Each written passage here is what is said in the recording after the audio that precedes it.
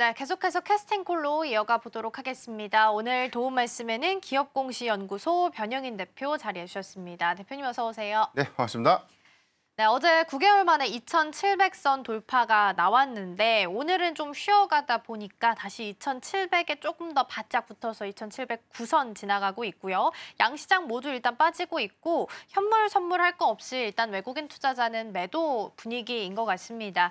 오늘 쉬어가는데 이 정도 쉼은 건강하다라고 판단할 수 있을까요? 네, 일단 5월 달의 수급 기준을 보면 외국인이 누적 기준에서는 기관보다 매수량이 좀 더 많습니다. 그러니까 우리가 체감상에서 외인이 왜 이렇게 매수를 하지 않지 이렇게 볼 수 있는데 일단 빠지는 구간보다 유입되는 양들이 재차 좀 증가되고 있다고 볼 수 있겠고 최근에 환율이 일부 좀 하락세를 좀 당분간씩 유지하는 부분들 특히나 원화 절상에 관련된 기대감이 재차 좀 부각되다 보니까 여기 더해서는 뭐 외인의 수급들은 점진적으로 좀 개선될 수 있는 흐름들을 좀 보여주고 있는데 최근에 나타난 흐름들 중에서 제가 어제 체크했던 부분들이 증시예탁금이 좀 증가를 좀 하고 있어요. 지금 수치상으로 보면은 현재 한 56조대로 내려갔는데 어제 기준에서 한 57조 원대까지 올라왔으니까 최근에 단기 저가 매수 내지는 단기 수급이 유입되고 있는 현상들 여기 대해서 신용잔고도 소폭 좀 증가됐던 부분들은 아직 체감상 크게 완화된 유동성 규모는 좀 아니지만 이전과는 좀 다르게 수급적인 어떤 양호한 지표를 좀 이어가고 있다라고 볼 수가 있겠습니다. 오늘의 일부 하락세, 특히나 미국의 시간의 선물 지수에서도 지금 보합권에서 약세를 보이고 있는 그런 점들은 연방 법원이 트럼프 대통령의 상호관세 정책에 관련된 제동 부분들이 일단 판결 전까지 상호관세를 유예한다라는 어떤 발표들이 일부 좀 노이즈가 좀 되면서 수급의 정체로 좀 이어졌는데 전체적인 어떤 시장의 상황상 최근에 단기 상승폭들을 좀 감안했고 그리고 오늘이 좀 금요일이라는 점을 좀 감안했을 때 오늘의 이런 조정들은 크게 우려할 수 있는 수준은 좀 아니다라고 좀 판단하고 있습니다. 네. 오늘 금요일이기 때문에 거래가 좀 한산하다라는 특징이 좀 있긴 하죠. 그런 것까지 고려한다면 오늘의 요 정도 반응은 그래도 나쁘지 않다라는 평가 주셨습니다. 근데 약보합 시장에서 좀 흘러가는 부분이 체크되고요. 코스피도 2,708선으로 조금은 더 내려온 모습도 확인이 좀 되고 있습니다. 앞서서 말씀해 주신 것처럼 누적으로 보면 외국인 순매수가 좀 늘었다 하지만 코스피 2,700선을 돌파하는 데 있어서 시장이 강하다라는 느낌은 사실 투자자분들께서는 많이 못 받으셨을 것 같다라는 생각도 들어요. 그리고 외국인이 많이 사서 이 지수를 끌어올렸느냐라고 하면 그것도 좀 사실 아닌 것 같거든요. 네. 그래서 이 구간에서는 트레이딩을 해야 되는 건지 아니면 모아가는 게 좀 더 유리한 건지 어떻게 보세요? 제가 정확하게 한 2주 전부터 강조했던 포인트가 하나 있었어요. 이제는 중소형주를 보는 것이 아니라 대형주 대형주 위주. 중심의 포트를 확대해야 된다고 좀 강조드렸던. 맞아요. 그래서 지금 지주사가 최근에 강한 흐름들 좀 보이고 있는데 일단 지주사가 대형주 특히나 코스피 종목 안에서 좀 편입이 좀 많이 되고 있고 이런 부분들이란데 시가총액에 영향을 좀 상당히 좀 주다 보니까 체감상으로는 이 주도 섹터 반도체라든가 2차 전지 섹터가 그렇게 크게 수급의 어떤 이 요인들을 맞아요. 좀 크게 좀 반영시키고 있지 못하는데 그런데 우리가 지주사들의 흐름을 봤을 때 언제 이렇게 올라왔지라고 좀 판단해 보죠. 지주사뿐만이 아니라 금융지주사들에 대한 최근의 흐름들, 뭐 증권주도 마찬가지고요. 여기 더해서 뭐 원전주 그리고 일부 조선주가 다시 좀 재차 상승을 하는 그런 흐름들이 연속성 있는 수급으로 좀 이어졌기 때문에 우리가 주도주라고 좀 보고 있는 반도체와 2차 전지 섹터의 경우, 특히나 2차 전지 섹터의 경우는 IRA 조기 폐지 관련된 노이즈가 재차 좀 부각이 되면서 52주 신저가를 좀 기록했고 최근에 소폭 좀 반등을 좀 이뤄내긴 했지만 전체적인 양상 기조들이 주도주는 좀 크게 수급 반영을 하지 못한 상태에서 다른 종목들이 오히려 좀 강한 흐름을 수반하면서 2,700선까지 상승하는데 좀 견인하지 않았나라고 볼 수 있겠고 이런 부분들은 키 맞추기 관점, 전체적인 또 시장의 리스크 요인들, 특히나 관세 리스크가 6월달 개별 협상을 통해서 좀 완화될 수 있는 부분들, 특히나 이 부분은 미국의 항소법원에서도 상호관세에 관련된 부분을 잘못된 것이다라고 좀 최종 판결을 하게 된다면 이 관세 부분에 관련된 리스크는 일부 좀 완화가 될 수 있는 기대 요인들이 좀 될 수 있기 때문에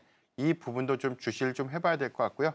더군다나 뭐 하반기의 경우에는 금리 인하의 가능성이 높아지는 점, 특히나 차기 정부의 차기 정부가 좀 들어오고 난 이후에 증시 부양책에 관련된 어떤 기대 요인들 이런 부분들을 종합적으로 좀 고려해 봤을 때는 상반기보다 하반기의 증시 부양 효과에 관련된 기대감을 조금 더 주목해 볼 필요가 있다라고 좀 말씀드리겠습니다. 맞아요. 몇 주 전부터 대형주 위주로 펀더 튼튼한 종목 위주로 담아가야 된다라는 말씀을 주셨는데 어느덧 또 2,700선을 돌파한 이 구간에서는 그게 그 전략이 또 빛이 나지 않았을까 싶습니다. 일단은 좋은 종목들 위주로 모아가자라는 쪽에서 무게추를 좀 옮겨주셨고요. 오늘이 또 5월의 마지막 거래일이자 이번 주의 마지막 거래일이기도 합니다. 그래서 앞서서 살짝 힌트를 주셨지만 돌이켜서 5월을 보면 2차 전지, 네. 반도체 쪽에는 조금 약세를 보인 종목들이 좀 있고 그러면 그날은 오히려 조선, 방산, 원전, 신재생까지도 강하고 이렇게 시속 게임을 좀 하면서 흘러갔던 분위기가 좀 느껴졌던 것 같거든요.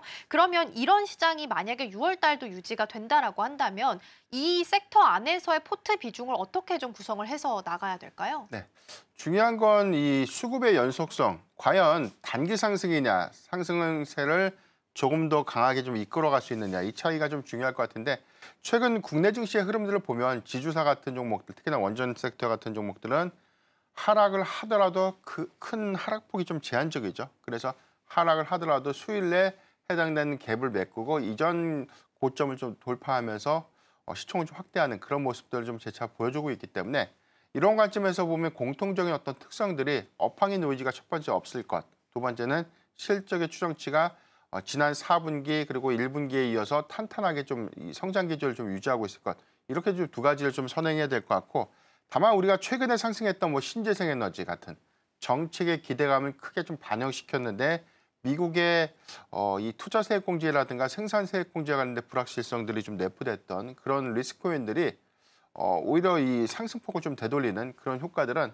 큰 틀에서 봤을 때 아직 업황 회복이라는 어떤 이 키워드를 확인은 좀 더 필요하지 않을까, 이런 관점에서 보면 저는 신재생 에너지의 경우에는 조금 더 보수적으로 좀 봐야 된다. 단순하게 정책의 기대감으로만 좀 가져가기에는 다소 좀 무리가 있다. 물론 이제 국내 정책 기대감들은 좀 남아있죠. 다만 그 정책 기대감이 과연 실적을 수반할 것인가라는 미지수는 반드시 우리가 짚고 넘어가야 되는 부분이 아닌가라고 볼 수 있기 때문에 이런 관점에서 보면 반도체 섹터의 경우에는 엔비디아 실적 발표 이후에 우리가 방향성을 좀 확인했죠. AI 수요가 견조했다는 것을 다시 한번 좀 확인하게 됐고, 컨퍼런스 콜에서 언급했던 블랙엘 울트라의 하반기 양산, 이 부분은 추가적인 어떤 이 AI 성장 동력의 모멘텀이 좀 될 수 있는 부분들, 여기서는 뭐 HBM의 밸류체인들, 소부장주 종목들에 대한 실적 기대치를 조금 더 상향시킬 수 있기 때문에 저는 뭐 반도체 섹터가 쉬어가는 구간은 재차 좀 분할 매수가 좀 유효하다라고 말씀을 좀 드리겠고요.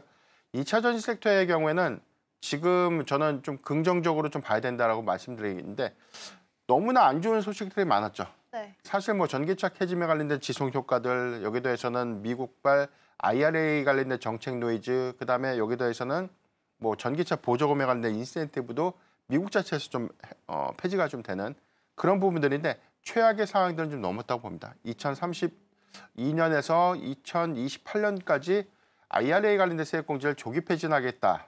이 부분이 하원에서 일단 1년 단축으로 좀 끝나게 됐고 세액 공제의 폭도 현행대로 좀 유지가 됐기 때문에 인센티브가 폐지가 되는 부분은 좀 아쉽지만 해당된 정책은 뭐 상당히 주가에 좀 선반영됐다는 측면을 좀 고려했을 때 일단은 바닥은 저는 확인했다라고 볼 수 있겠고, 중요한 건 2분기에서 3분기로 넘어가는 부분들이 과연 과거와는 좀 다르게 캐즘이 완화될 수 있는지 여부가 좀 중요할 텐데, 저는 유럽의 전기차 판매량에 대한 증가 요인들을 좀 봤을 때는 2차 전지 섹터의 경우에는 힘들지만 그리고 어렵지만 현재부터는 그래도 모아가는 전략은 유효하다. 특히나 뭐 배터리셀 3사를 좀 기축으로 보면 LG 에너지 솔루션이라든가 삼성 HDI를 좀 집중적으로 좀 보자라고 좀 말씀드리겠습니다. 네.